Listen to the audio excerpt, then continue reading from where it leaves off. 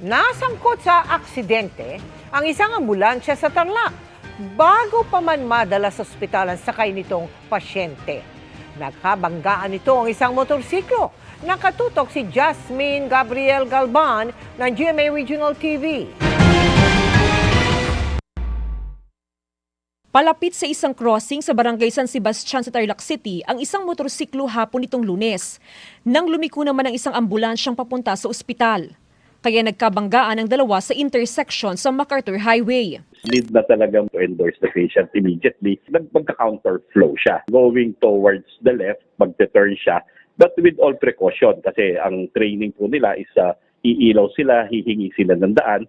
And the rest of the motorists gave way. All of a sudden, hindi naiiwasan or hindi siguro nakita kaagad din ng motorsiklo dahil blind side din siya. Doon na nagkaroon ng encounter or nagkaroon ng incident. Agad namang rumisponde ang mga otoridad sa insidente. Nagtamo ng minor injuries ang driver ng motorsiklo na wala pang pahayag. Nag-sustain lang po ng minimal damage yung ambulansya at saka po yung single motorcycle. At nagdesisyon po yung both parties na isettle, mag-amicable settlement. Mula sa GMA Regional TV at GMA Integrated News, Jasmine Gabriel Galban, nakatutok 24 oras. Pagpapaliwanagin ng Agriculture Department ang ilang retailer ng karne at gulay sa Marikina. Lagpas kasi sa maximum suggested retail price ang kanilang paninda. Nakatutok si Bernadette Reyes. Mas mataas ng 10 piso sa maximum suggested retail price na 370 pesos kada kilo ang benta ni Mang Erning sa liempo. Kaya pinagpapaliwanag siya ng Department of Agriculture. Bigay sa amin is 340. Ayun, kaya 390 dapat po ang benta. Tulad yan, lilinisin pa namin yan. Tatanggal po to. Kasama po sa hango namin yan, tumbang. Nalulugit pa naman po kami. Mas mataas rin sa maximum SRP ang puting sibuyas sa pwestong ito. May problema tayo rito. Susulatan natin sila para malaman ko po saan saan galing. Sabi nila po, 120 lang bentahan ng sibuyas puti. Opo. Yung ano po namin, puhunan 110 na po. 10 lang sa amin nun. Opo. Kulang yun. Tsaka nagpapakargador pa po kami dito eh. Ganun. Kaya hindi namin mabigay na 120. Magkakaiba naman po kami ng kinukuhanan usually po. Kaya hindi ko rin alam kung mas mura sa kanila o mas mahal. Barya lang kung tutuusin ang lagpas sa maximum SRP, pero para sa mga nakausap ko, malaking bagay din po yun na mataas ngayon ang mga bilihin. Malaking bagay din siya kasi imbawa kung nagbabudget kayo. 10 retailers dito sa Marikina Public Market ang padadalhan ng Department of Agriculture ng Notice to Explain. Ibig sabihin, kailangan nilang maipaliwanag kung bakit mas mataas sa maximum suggested retail price ang presyo ng kanilang mga produkto. Pinag-explain po natin sila kung bakit po yung presyo nila ay hindi makasabay dun sa MSRP. Yung initial nilang sinasabi, yun na naman po na yung hango daw nila is mataas na. Pero yung base po doon sa mga napadala na nating NTEs before at yung mga sagot nila, hindi po naman nila masabi kung ano yung pangalan po ng mga pinagkukuhanan. Mahalaga raw makipagtulungan ng mga retailers para malaman kung saan nagmumula ang mataas na presyo. Pwede po sila mapasara yung sa permits nila at kung kunwari may mga non-compliance sila ng mga ordinances, profiteering ba yan, pang-aabuso ba yan, yun, pwede silang maging criminally liable. Can be fine, can be imprisonment, yan, pagpapasara, confiscation ng binebenta. Ayon sa DA, may kakayahan ng Food Terminal Incorporated ng gobyerno na makapagbenta ng mga produktong agrikultura ng mas mura. Plan po ni FTI, magpa-purchase na kami directly sa source, sa mga farmers. Then maglalagay din kami ng storage para makapag-compete kami ng tamang presyo. Kung ano yung MSRP na sinasabi ng DA, yun yung ipapatupad namin. To make sure na masunod yon, kami mismo yung magde-deliver dun sa mga palengke. Samantala, ayon sa FTI, nagsimula na ring dumating na ang mga imported na bigas. Ang dagdag supply, inaasahang magpapababa ng presyo ng bigas. Para sa GMA Integrated News, Bernadette Reyes, nakatutok 24 oras. Todong kasiyahan at energy ang hatid ng Kapuso Stars na nakiisa sa ingranding selebrasyon ng Mataas na Kahoy Town Fiesta. At dahil sabay sa bagong taon, ano naman kaya ang nililook forward nilang mangyari ngayong 2026? Narito ang report ni Diane Loceliano ng GMA Regional TV. Engrandeng sinalubong ng Mataas na Kahoy Batangas ang bagong taon matapos idaos ang kanilang 3 araw na selebrasyon ng Town Fiesta. Isang pagdiriwang na nagbigay pugay sa kultura, tradisyon at natatanging galing ng mga mataas na kahoyenyo. Puno ng saya ang mga aktibidad tulad ng Ginoo at Binibining Mataas na Kahoy Turismo 2026, Street Dance Competition, at makukulay na float parade na simbolo sa husay at pagkakaisa ng komunidad. Siyempre, save the best for last, ang Kapuso Fiesta. Pinangunahan ni Sparkle artist and host Pipita Curtis ang programa at nakipagkulitan sa masiglang crowd. May musical treat pa si Jennifer Maravilla.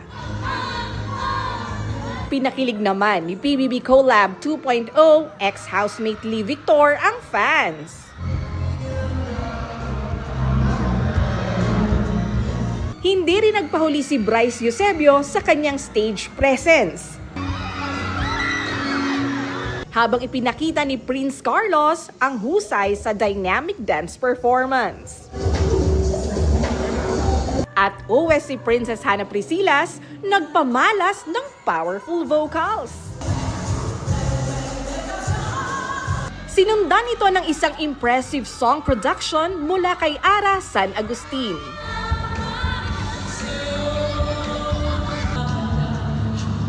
At high energy number kay EA Guzman. Akala nyo gay tapos na? Aba, teka, dahil kumasa rin sila sa TikTok Dance Challenge at nakipag-selfie kasama ang mga mataas na kahoyenyo. Ano kaya ang nilulook forward nila ngayong bagong taon? Ako, winish ko sana magka-baby na kami ng asawa ko.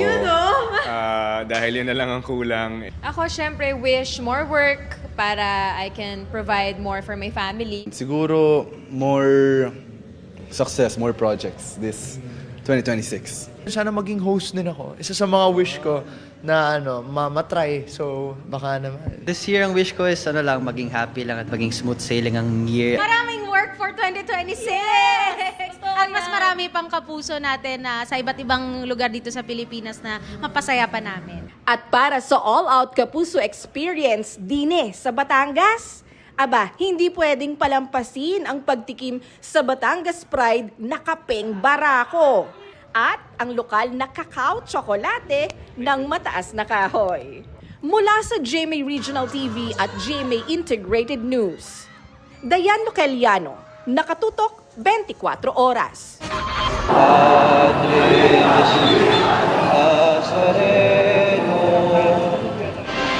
Anumang oras ngayong gabi ay sisimulan na po ang pahalik sa Poong Jesus Nazareno sa Quirino Grandstand. At marami na ang maagang pumila roon. Ang latest tinututukan live ni Maris Umali. Maris.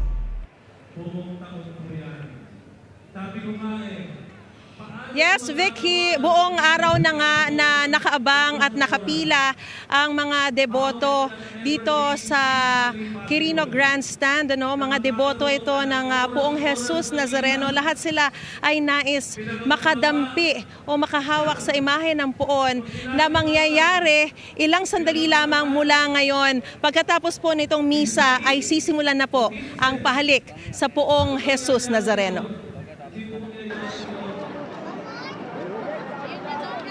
Kahit alas 7 pa ng gabi magsisimula ang pahalik sa Poong Jesus Nazareno, maaga nang nagsipila ang mga mananampalataya, mapadeboto man o hindi. Gaya ni Benny, na alas 12 pa ng hating gabi simulang pumila. Almost 20 years na, sir. Para sa pamilya ko, para iwas sakit. Sobrang paniwala ko sa kanya. Hindi ko pa nata pero nakaka-15 taon na ako. Kasi hindi ako makatulog or makakilos ng maayos pag alam kong andito na siya pag-araw ng Nazareno. Paniniwala ko, ginagabayan ako sa tama. Ngayong taon, itinaas na raw ang pwesto ng puon kaya hindi na literal na mahahalikan ng puon pero madadampian at mahahawakan pa rin naman ito. Basta mahawakan mo kahit ng iyong kamay, we coined it pahalik already. Nagpaalala naman ang DOH sa publiko na mag-ingat. Kahit na anong sakit na could be transmitted through airborne, droplets, yan, malaki yung chance na talaga na ma-spread yon. Kaya, ang sinasabi po natin is, sana yung yung may mga sakit na, no? Lalo yung ganyan, huwag na nga lang pumunta. Kasi, kailangan ipag-alang-alang din natin ating mga kapwa. Pero yung mga deboto talaga, hindi mo mapigilan eh. Kaya mag-mask. Bago nito sa Quiapo Church, isinagawa na ang pabihis para sa puon. Pinaspasan ng bagong damit na isusuot sa Poong Nazareno Mayor o ang pangunahing imahe na nakatalaga sa high altar ng Quiapo Church. Bago bihisan, tinakpan ng tela ang puon at habang inaawitan, tsaka binihisan ng mga tagapangalaga ng imahen ang puon. Matapos ng halos kalahating oras, ibinaba na ang tela at ipinakita ang bagong bihis na puon. Pinilahan ng mga deboto ang pinagbihisan ng puon para ito ay mahawakan at madasalan. Kabilang ang mag-80 anyos na si Nanay Virginia at anak ni si Jonathan sa mga dumalo sa pabihis ng puon. Nagkaroon daw siya ng lumbar osteoporosis at 2 buwang hindi makalakad. Nagpapasalamat ako sa Poong Nazareno kasi binigyan niya ako ng pagkakataon na makalakad, makabangon. Yan. 2 months ako nahiga dahil nagkaroon ako ng crack dito. Muling nagpaalala ang simbahan na sundin ang panuntunan at sumamba sa halip na sumampa. Talaga ang misa po ang pinakamataas na uri ng pagsamba, pagdasal. Hindi mo pwedeng ikumpara ang 10 oras mong prosesyon sa 1 oras. Kahit 24 oras ka magprosesyon, magpagulong-gulong ka doon, hindi mo kayang tapatan ng 1 oras o 45 minutes na misa. Pwede po tayong humila ng lubid, pwedeng sumalya, pwedeng magwagayway ng inyong panyo at tuwalya, pwedeng mangandila, pwedeng manalangin, huwag na lamang po sanang sumampa sa andas. Ang tunay na deboto, nagsisimba, sumusunod, tumatalima para sa kabanalan, kaayusan at kaligtasan ng ating prosesyon. Kanina nilinisan na rin ang Plaza Miranda. Nag-ikot naman si Manila Mayor Isko Moreno sa Villalobos at Plaza Miranda para siguraduhin wala ng mga vendors sa paligid.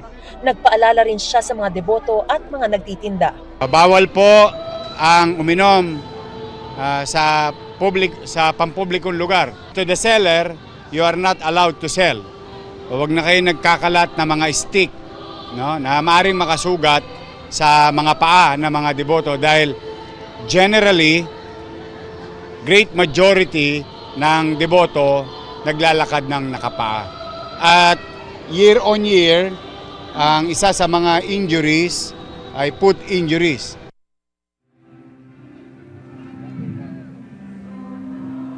Vicky, ngayon lamang ay natapos na yung misa para sa mga volunteers na sinend off para sa pista nga ng Poong Jesus Nazareno. Sa ngayon ay kinakanta o inaawit na yung recessional na song. At sa mga sandaling ito ay nakikita na rin po natin yung live nakuha po yan na nagsimula na rin po yung pahalik sa Poong Jesus Nazareno sa imahen po nito. Pagpapakita ng taus-pusong debosyon, pagpapakumbaba, tiwala ng mga deboto sa kapangyarihan at habag ng Poong Jesus Nazareno. Samantala, Vicky, bukas naman ng 3:00 ng hapon magsisimula na ang Fiesta Mass na gaganapin sa Quiapo Church at sunod-sunod na yan hanggang 11:00 ng gabi sa January 9, mismong araw ng pista ng Poong Jesus Nazareno. At yan muna ang pinakasariwang balita mula pa rin dito sa Quirino Grandstand. Balik sa iyo, Vicky. Maraming salamat sa iyo, Mariz Umali. Mga kapuso, sa ating ulat panahon, magpapatuloy ang maulang panahon bukas sa ilang bahagi ng bansa. Pangunahing magdadala ng mga pag-ulan ng shear line.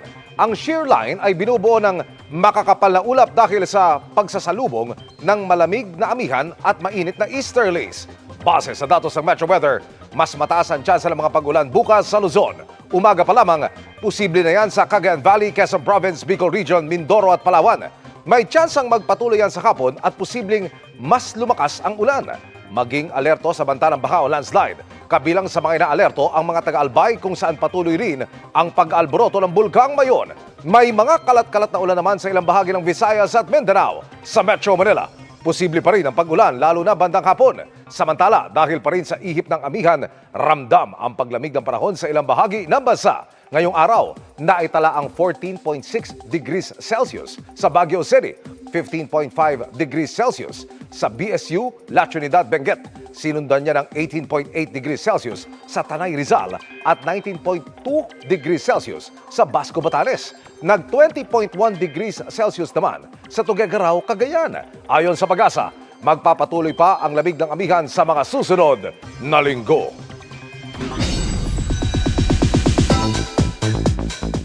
Say goodbye muna sa mga nakilala nating character ni na Jillian Ward at David Licauco dahil kikilalanin na natin ang kanilang pinakabagong roles na gagampanan nila sa upcoming Kapuso action drama series na Never Say Die, kung saan kinailangan pa nilang sumabak sa trainings para sa serye. Makichika kay Nelson Canlas. Mula sa dating sweet at dramatic roles ni Jillian Ward, mukhang maninibago ang mga kapuso sa bago niyang karakter sa isa sa newest offering ng Kapuso Network this 2026, ang Never Say Die. Sa serye gaganap si Jillian bilang isang taekwondo artist at para maging mas makatotohanan ng action scenes, ilang buwan siyang nag-training ng martial arts at ang paboritong pastime niya na firing. Nung 2024 po, na-try ko na pong mag-firing. I'm happy na nagagamit ko din po siya sa pagiging artista ko. Nakapag 2 martial arts class naman po ko, tapos isa pong taekwondo class. So, natutunan ko po yung basics, paano yung form, paano talagang sumipa na may power, kung ano yung tamang tindig. Unang sabak pa nga lang daw sa serye, ma-action na. Nasampulan pa nga ang kanyang kasama sa series na si Rahil Viria. Yung character ko naman, hindi siya ganun ka-action na action kumpara kanila Joey, Jillian, or si Andrew, which is David. Ginawa nila ako medyo lampa. So unang scene, spoiler, merong binalibag ako ni Jillian. Makakasama rin nila sina Kim Ji-soo, Raymart Santiago, Richard Yap, Angelo De Leon, Annalyn Baro, Wendell Ramos at marami pang iba. At makakatambal ni Jillian sa Never Say Die si David Licauco. Isang news vlogger naman ang role na gagampanan niya. Gaya ni Jillian, mapapasabak din si David sa bakbakan. Pero kahit daw matitindi ang mga eksena, sabi ni David, magaan at masaya ang kanilang set. Nakapalagayan ng araw ng loob ni David ang kanyang castmates, lalo na si Jillian. It takes a while for me to, warm up around people, diba? Pero with si Jillian, Rahil, Jisoo, Richard Yap, and everyone else, talagang I feel na it's very light lang. Alam mo yun, na hindi ko kailangan na parang not have to think too much, right? So, yeah. So, nag-enjoy lang kami. Feeling ka, hindi ko pinag-uusapan namin. Nelson Canlas updated sa Showbiz Happenings.